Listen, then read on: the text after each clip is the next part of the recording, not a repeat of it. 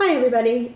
Looking back at our more recent videos, I did notice that I haven't really given much of a health update since last year. I know more recently I did give an update that my medication had changed. So I just kind of want to give a full update on everything that is currently taking place, and then we'll kind of dive into it all. So the last video kind of talked about the medication Kisqali and letrozole that I was on, and that lasted for a very long time. So in the last video I had made mention that I hope it would, you know, be a medication that I could do for many years to come. Unfortunately, in October of 2021, there was some movement with my my bone mets. The lungs remained stable, but there were some other spots found within my bones. So after about being on the medication for about a year, I did have to switch to where I gave the health update on my Facebook page, 2 shots, which I was doing the Zoladex for a while, and then they added the Flaccidex, which was the 2 right on the lower butt side that they would have to perform. Unfortunately, that medication did not do the job that it needed to do.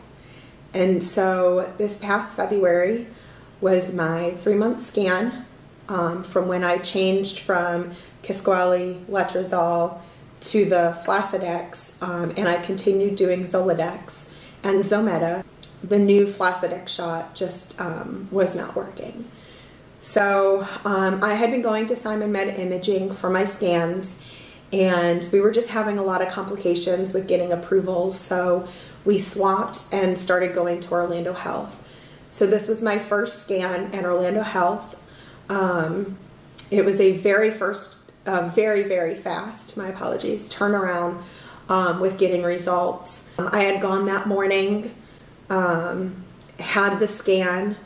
By the time I came home, the results were sitting in my chart. You know, it's pretty sad when you go through something like this and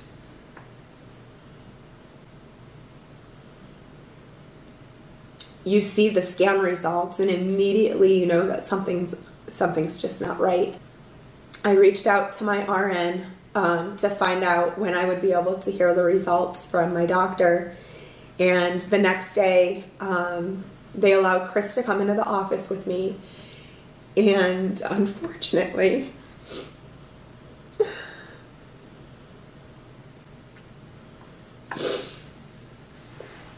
and this never gets any easier, so you're just seeing the real thing right now. You know, Chris and I and some of our family and friends have been able to kind of process this. I'm not gonna lie, I'm having a hard time processing.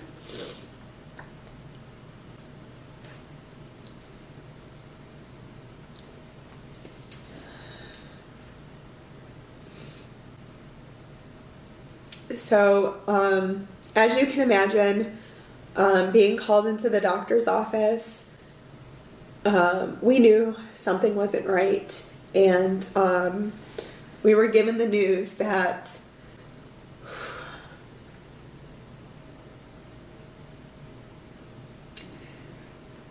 the cancer still remains in my bones, and it is now spread to my liver.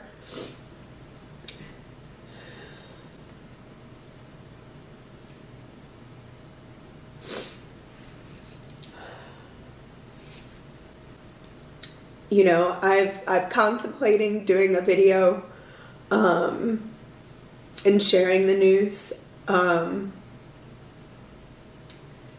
because this is a lot to take in. You know, we all know any type of stage 4 cancer, any cancer in general, you never want anybody to go through this. And you know, sometimes you take things for granted. Being on the last treatments that I was on, you know, those shots were pretty brutal. You know, I would maybe be down and out a day or a day and a half after. But I said I would do it, right? Because you do it for as long as you can. And unfortunately, with the news that it has now progressed to my liver, I have to do chemotherapy again. As you can imagine, it was a big pill to swallow, no pun intended. I have been taken off of Flazodex, which was the 2 shots near the bum. I've been taken off of Zoladex, which was the shot in my stomach. I have been taken off of Ibrance because it was not working. So the only pill that I am taking at home right now is Eliquis, which I continue to take for blood thinner medication. The only other medication I'm still on is the other infusion, which is Zometa. Since finding out the news that this has progressed to my liver, I have had my first round of chemo already. You know, as always, the doctor says there are little to no side effects with this drug. And that was on Wednesday, my first round, and today is Monday. And I am still not feeling 100%. As you can tell, my voice is a little off. I've been dealing with a cough. It is not COVID. I don't know if it's because I was once diagnosed with COVID. I don't know. I don't know what it all means. What we do know is we're going to be doing chemotherapy, which they put me on what is called Helavan. So it's once a week for 2 weeks and then a week off. You know, this by far has probably had to have been the hardest through any of the diagnoses, through any of the, you know, the shots or the scans or the needles or whatever. But I know what chemo did to the family last go around. And I'm a person that likes to plan. And you can't plan for this.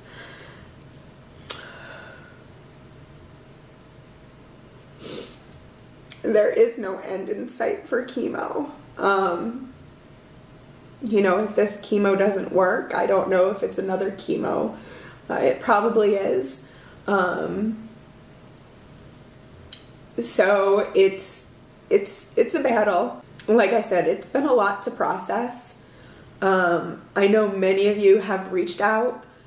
You've kind of seen me absent from Facebook, or I may not have replied to your texts, and truly my apologies. But just note that I appreciate you reaching out. This has just been a lot to kind of take in and realize that this is life, right?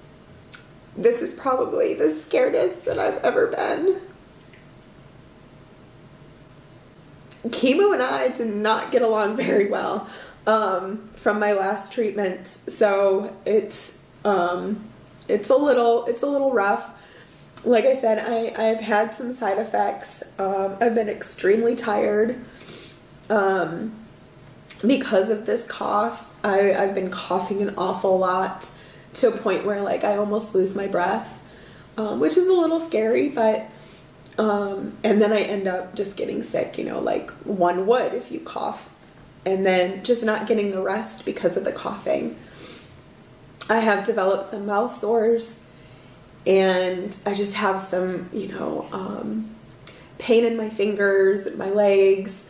I haven't had much of an appetite. Water doesn't taste like water. Food doesn't taste like food. So it's just kind of going through all of this again. I will be heading tomorrow to get some additional fluids. And then we'll see on Wednesday how I'm feeling. But depending on, you know, white blood count level and how I'm feeling as a whole, then that will determine if we do the treatment on Wednesday. And then the following Wednesday I would be off for a week. We just wanted to provide an update. Like I said, looking back, you know, today I was kind of down and out, and I was just going back and looking at some videos and noticed we hadn't really given a live person update in quite some time, and that's because the medication was working. We were very lucky that it worked for the year that it did, and then since then it's just been a failed treatment and a failed treatment. I will be getting another scan in May to hope that this medication is keeping everything stable, and then we will go from there. You know, as always, I really just want to thank you all so much for your love and support, not only for me, but my family. I know there's some of you that are watching this that may not even know us, but it may help you or someone you know along the way. And we said that we were going to be better about sharing updates, and you know, we kind of let it slide because things were going good. I was feeling good. And we don't want our life to be wrapped around this stage 4 disease. We want to live our life. We want to enjoy the memories that we make. So it's very hard to end a video like this because I just gave some news that not only rocks our world, but yours world as well, especially if you know us. But just know that we are going to continue to do what we do best and fight hard and be here for one another. And we love all of you, and we will get to your messages and texts as soon as we can. Please know that I haven't been much up for having conversations. I'm sure that will come in due time. Just know that I appreciate all the outpour of love, and I love you all so much. Thank you for continuing to be on this journey, and we will keep you updated with the next scan, and hopefully this medication will work and I can say that I'm stable again. Thank you all so much for tuning in, and that's all. Thank you all for tuning in.